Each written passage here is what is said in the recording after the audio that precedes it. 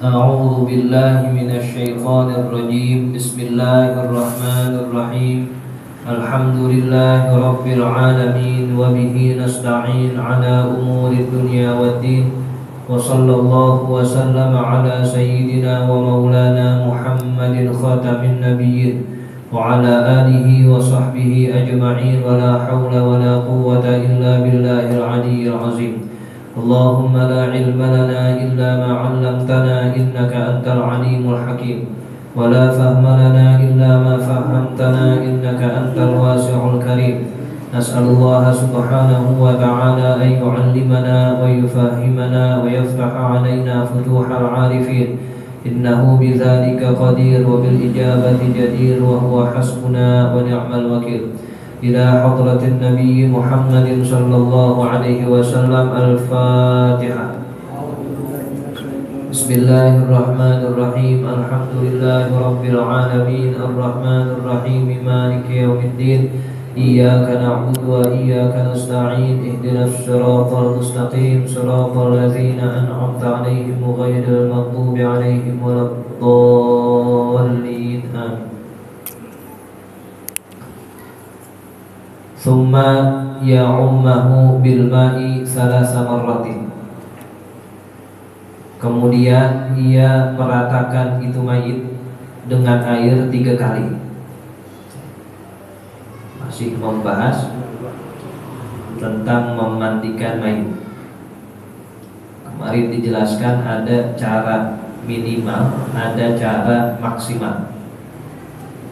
Paling minimal atau sedikitnya kita memandikan mayit dengan meratakan air ke seluruh jasad itu mayit dengan sekali perataan. Cukup. Asal tidak ada hal-hal yang menghalangi sampainya itu air ke jasad mayit. Sekali guyurannya gitu ya, basah semua depan belakang, itu sudah cukup. Cuman secara minimal.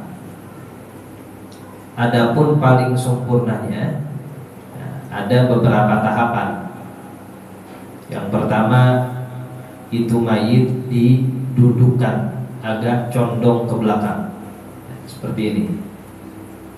Tidak direbahkan dan juga tidak ditegakkan di dalam duduk. Duduk cuman agak condong ke belakang. Itu yang pertama. Yang kedua, diusap-usap perutnya sehingga keluar sisa-sisa kotoran. Maka dicondongkan ke belakang itu fungsinya agar lebih turun bokongnya sehingga keluar kotoran-kotoran yang ada di perut. Kalaupun nggak keluar ya nggak dipaksa, cukup kita mengelus-elus atau mengusap-usap secara perlahan. Jangan juga sampai kekencengan ditekan perutnya, karena ia masih merasakan apa-apa yang telah dia alami saat dicabut nyawanya. Sakit itu. Jangan sih ditekan, dipegang, kesentuh dikit aja sakit dia. Masih merasakan itu panasnya, dahsyatnya saat nyawa dicabut. Yang ketiga, kemarin membasuh kedua kemaluan, baik depan maupun belakang, menggunakan khirqah atau sobekan kain atau sarung tangan.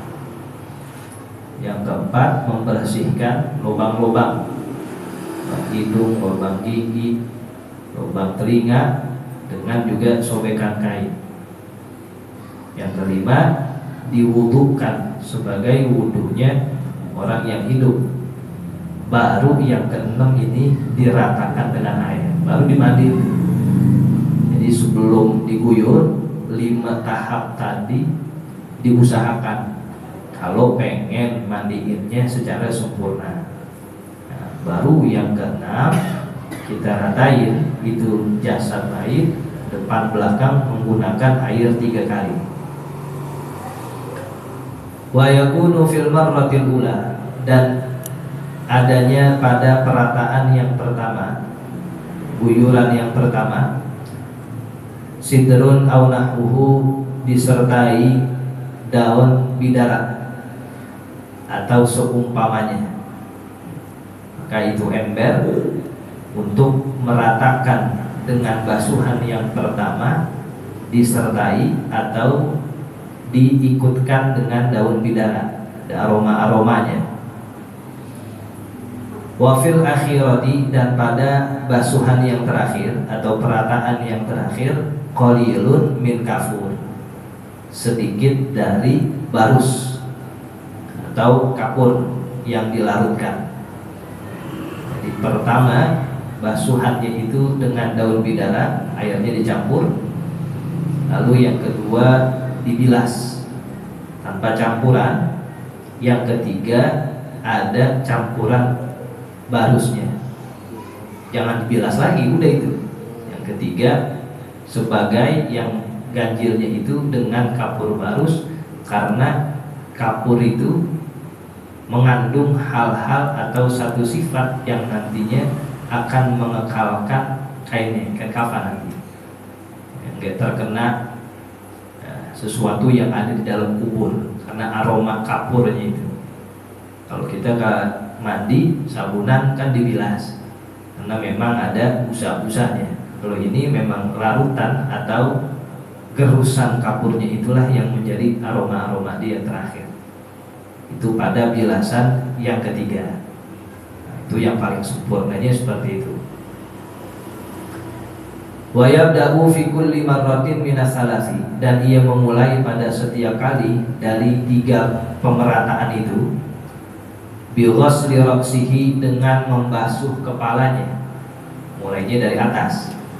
Baik basuhan atau perataan yang pertama menggunakan air dan campuran bidara dari atas, depan, begitupun yang belakang dengan cara dimiringkan ke kanan dan ke kiri. Nanti pada bilasan yang kedua begitupun dari atas ke bawah. Yang ketiga bilasan disertai kapur barusnya itu dimulainya dari atas terus ke bawah. Wasunnatu, dan adapun kesunnahan di dalam memandikan mayit, ayyunashifahu, agar yang memandikan mengeringkan itu mayit, ba'da tamami ghuslihi, setelah sempurna mandinya itu mayit.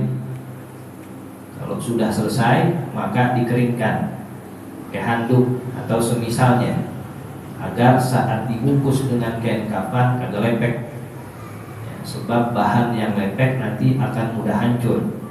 Sehingga dipastikan sebelum dikafani, setelah dia dimandikan itu dalam keadaan kering.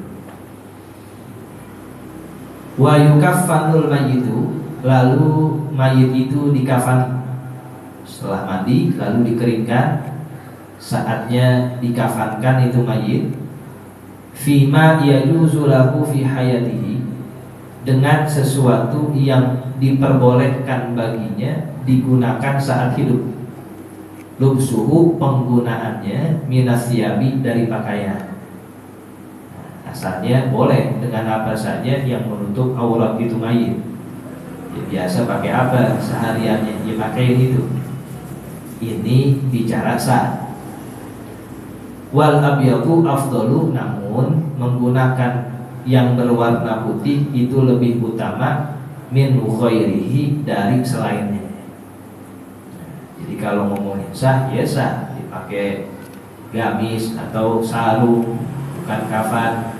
Cuman itu tidaklah menjadi hal yang utama. Yang utama tetap dengan kain yang berwarna putih. Kalau hitam boleh gak? Ya boleh aja. Ya, batik boleh gak? Ya boleh aja. Mau kondangan kali batik. Ya, ini ngomongin yang afdal, yang utama tetap yang putih. Wal qadimul maghsulu, dan kain lama yang sudah dicuci, aula, itu lebih utama minal jadidi, dari kain yang baru. Kalau ada kain kafan yang lama ya, tapi sudah dicuci, itu justru lebih utama daripada kain yang baru. Kenapa? Karena dia bakal dikubur ya, sementara lama barunya kan gak kelihatan. Sementara atau hal yang lainnya, ketika yang baru itu dipakai bagi orang yang masih hidup, itu justru lebih bermanfaat. Nah, kita kita yang masih hidup pakai kain-kain yang lebih baru, nah itu lebih bermanfaat bagi kita, buat ibadah bisa, ya, buat hal-hal yang lebih berguna itu juga bisa terlihat cakep. Namun kalau si mayit cukup dia kain yang lama yang sudah cuci. Tapi kalau pengen yang baru juga tetap nggak apa-apa. Nah, tetap itu juga mendapatkan satu keutamaan. Wa aqallul kafani lafafatun wahidatun, dan paling sedikitnya kapan itu satu lapis minimalnya itu. Tasturu jami'al badani, yang dapat menutup seluruh badan itu mayit. Yang penting ketutup semuanya, satu lapis itu kain kafan. Illa raksal muhrimi, kecuali orang yang sedang ihram, kecuali kepalanya orang yang sedang ihram bagi laki. Wa wajhal muhrimati, dan wajah orang perempuan yang sedang ihram. Fayahrumu satruhuma, maka haram menutup keduanya. Ya, sebagaimana orang muhrim atau muhrimah sedang menjalankan ibadah dengan ihramnya itu kan nggak boleh. Kita kalau udah niat ihram bagi yang laki boleh nggak pakai peci? Nggak boleh, harus dilepas. Ya udah niat ambil mikot, ya di bis masih pakai peci aja. Nah nggak boleh tuh, maka harus diingetin para jamaah. Ya, kita mau berangkat nih, sebelum ngambil niat coba cek lagi masih pakai celana dalam nggak? Pakai, copot, kan mau ngambil niat nih. Nah, coba itu yang pakai peci pada copot. Itu ya, Ustadznya jelasin atau gaibnya jelasin. Karena kita kalau udah ngambil niat bagi laki nggak boleh memakai peci atau menutup kepala. Begitupun perempuan, kita mau ngambil niat nih ihram, itu yang masih pakai cadar agar wajahnya terlihat dibuka. Nanti kalau udah rapi tahallul pakai cadar lagi silakan. Sebab haram bagi muhrimah atau orang perempuan yang ihram wajahnya tertutup. Nah ini juga diterapkan ketika mengkafani dia. Ya, lagi ngambil ihram atau udah niat meninggal. Nah bagi laki jangan sampai kepala-kepalanya. Begitu perempuan wajahnya terbuka. Wa akmaluha lizzakari, dan paling sempurnanya itu kain kafan bagi laki-laki salasu lafaifa, 3 lembar atau 3 lapis kain kafan. Laisa fiha qamisun wala imamatun, tidak termasuk di dalamnya gamis dan juga tidak termasuk imamahnya. Kalau mau pakai gamis, pakai imamah boleh aja, cuma tetap dasarnya 3 lapis kain kafan. Terus itu pakai lagi harus boleh. Namun ada satu pendapat dimakruhkan memakai gamis dan imamah. Cukup pakai lapisan kain kafan itu aja. Cukup ya, tidak membawa gamis dan imamah. Kalaupun mau dipakai nggak apa-apa, asal ya, didasari dengan 3 lapis kain kafan itu. Walil unsa, dan bagi perempuan, jenazah perempuan, lafafatani wa izarun wa khimarun wa komisun, 2 lembar kain kafan dan sehelai kain panjang izar, wa khimarun, dan kerudung jilbab, wa komisun, dan gamisnya. Jadi lebih sedikit dia. Kalau kita 3, kalau perempuan 2, cuman yang ngikutin banyak. Nah, setelah itu dibungkus pakai kain panjang, nanti jilbabnya, nanti gamis kesehariannya. Nah, itu lebih sempurna. Wasunnatu, dan adapun sunnahnya ayyudha'a ala manafizil mayyiti, diletakkan di rongga-rongga mayit. Wa a'dha'i sujudihi, dan anggota-anggota sujudnya mayit qutnun kapas. Rongga-rongga tuh bolongan-bolongannya, bolongan hidung, bolongan telinga ya, dan juga tempat-tempat dia menggunakannya untuk sujud, jidat, kedua tangan. Ya, begitupun kaki, itu jari-jarinya diletakkan atau ditaruh di situ kain kapas. Wa ayyurasya ala jasadihi, dan dipercikan ke jasadnya itu mayit, ke badannya, Wa ala kulli tabaqatin, dan di setiap lapisan min tabaqatil kafani, dari lapisan-lapisan kain kafannya, wa alal qutni, dan di kain kapasnya, hanutun pewangi, hanut pewangi jenazah yang memang sudah khusus itu dibuat buat jenazah. Jadi setiap kain itu ada semprotin, maksudnya parfum buat jenazah.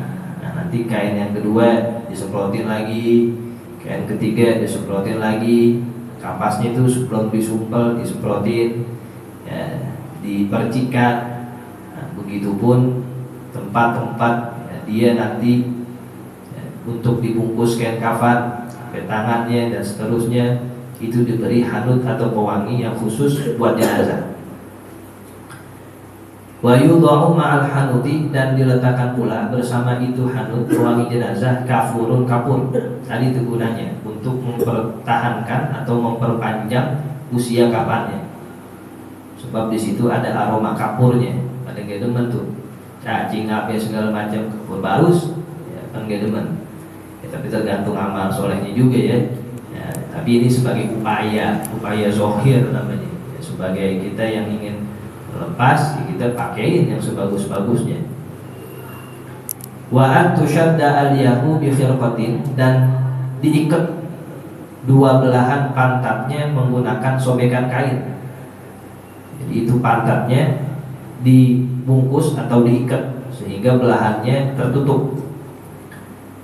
Wa ayyushaddal kafanu, dan diikat kafannya bisyidadin, dengan tali-tali. Wa tuhallu syidadu, dan nanti tali-talinya itu dilepas anhu, dari si mayit, fil qabri, ketika sudah sampai ke dalam kubur. Jadi kalau masih dikafanin diikat tuh semuanya, ya, mulai dari kepala, tangan semua.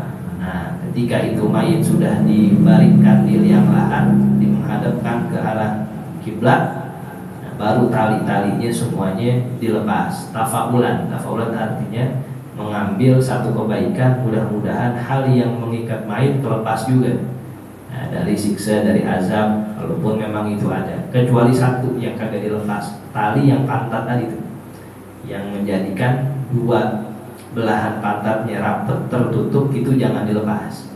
Nah, yang selebihnya semuanya dari pala sampai ke bawah dilepas tali-talinya, tafaulah. Wassalatu alaihi laisa fiha ruku'un wala sujudun, dan sholat atasnya itu mayit tidak ada di dalam sholat tersebut gerakan ruku dan juga tidak ada gerakan sujud. Nah, setelah sudah dimandikan, dikafani, kewajiban yaitu mensolatinya. Wa arkanuha, dan adapun rukun-rukun itu sholat, arba'u takbiratin, yang pertama adalah 4 kali takbir. Seluruh rukunnya ada 7 rukun sholat jenazah. Yang pertamanya 4 kali takbir. Wan niyatu, dan yang kedua niat, sebagaimana maklum kita lakukan. Jadi niatnya ini harus kita pakaikan dengan lafaz fardu, meskipun hukumnya fardu kifayah, itu wajib. Jadi kalau tidak ada kata-kata fardonnya, nggak sah sholat jenazahnya. Sholli fardhu sholatil janazah, atau sholli sholatal janazati fardon, segitu cukup. Yang penting ada kata-kata fardunya. Wajib niyatul fardi, dan wajib kita meniatkan dengan kefarduan sholat jenazah. Makrunatan, yang niatnya itu dibarengi bitakbiratil ula, dengan takbir yang pertama, sebagaimana niat pada umumnya ketika sholat. Wal qiyamu lil qadiri alaihi, dan rukun ketiga adalah berdiri bagi yang mampu melaksanakannya. Karena sebagaimana rukun sholat, ya berdiri itu wajib dilakukan bagi yang mampu. Wa qira'atul fatihati fi ayyi mahallin, dan membaca al-fatihah di tempat mana saja, maksudnya di takbir yang keberapa aja. Wal afdalu, dan yang paling utamanya antakuna ba'da takbiratil ula, Utamanya membaca Al-Fatihah setelah takbir yang pertama. Allahu Akbar, langsung tuh. A'udzubillahi minasyaitonirrajim. Bismillahirrahmanirrahim. Tidak disunnahkan membaca doa iftitah, sebagaimana juga tidak disunnahkan membaca surat. Karena sholatal janazati mabniyatun ala takhfif. Sholat jenazah itu harus dicepetin, diringankan, sehingga kesunahan iftitah, kesunahan surat itu tidak ada. Tapi a'udzu tetap disunahkan karena kita membaca Al-Fatihah, membaca yang wajib.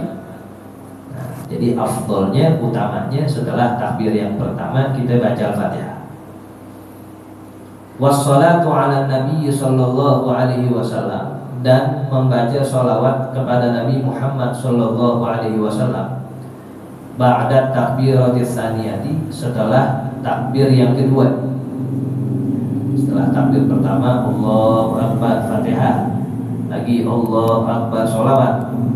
Seminimal-minimalnya kita katakan Allahumma sholli ala Muhammad, udah sah. Itu paling dikitnya. Wa du'a'u lil mayyiti bi ukhrawiyyin, dan mendoakan mayit dengan doa yang sifatnya keakhiratan. Ba'da takbiratis salisati, setelah takbir yang ketiga. Habis sholawat takbir lagi, doain buat mayit yang untuk kepentingan akhiratnya. Wa aqalluhu, dan paling sedikitnya doa di situ kita membaca Allahumma ighfir lahu warhamhu. Ya Allah, ampuni dia, kalau laki ya, warhamhu, dan juga berikan rahmat kepadanya. Wa taslimatul ula ba'da takbiratir rabi'ati, dan salam yang pertama, ini rukun terakhir, rukun ketujuh, setelah takbir yang keempat. Ya, setelah kita doain takbir lagi Allahu Akbar. Nah, di situ boleh langsung salam, meskipun nanti ada kesunahan membaca doa lagi di situ. Tapi kalau umpama habis takbir keempat salam yang pertama itu sah. Wasunnatu, dan adapun sunnahnya ayyata'awwaza qabla al-Fatihah, ia membaca ta'awuz sebelum membaca Al-Fatihah. Nah, tadi itu iftitah dan membaca surat pendeknya yang disunahin.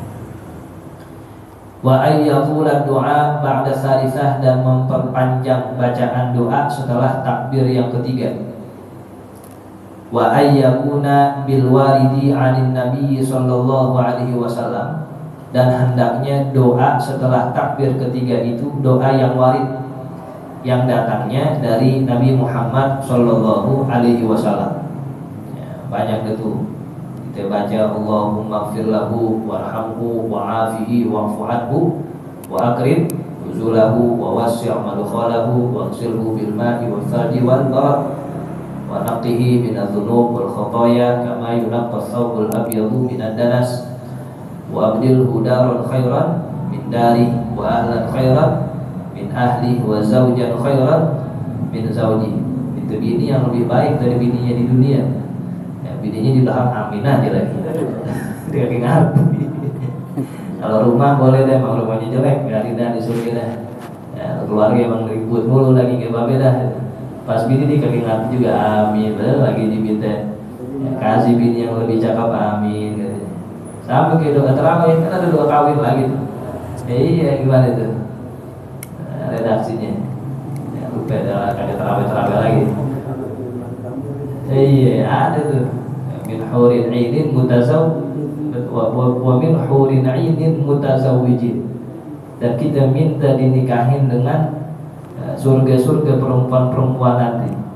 Ya, ada bininya di lantai atas, amin. Nanti lakinya lagi minta kawin lagi.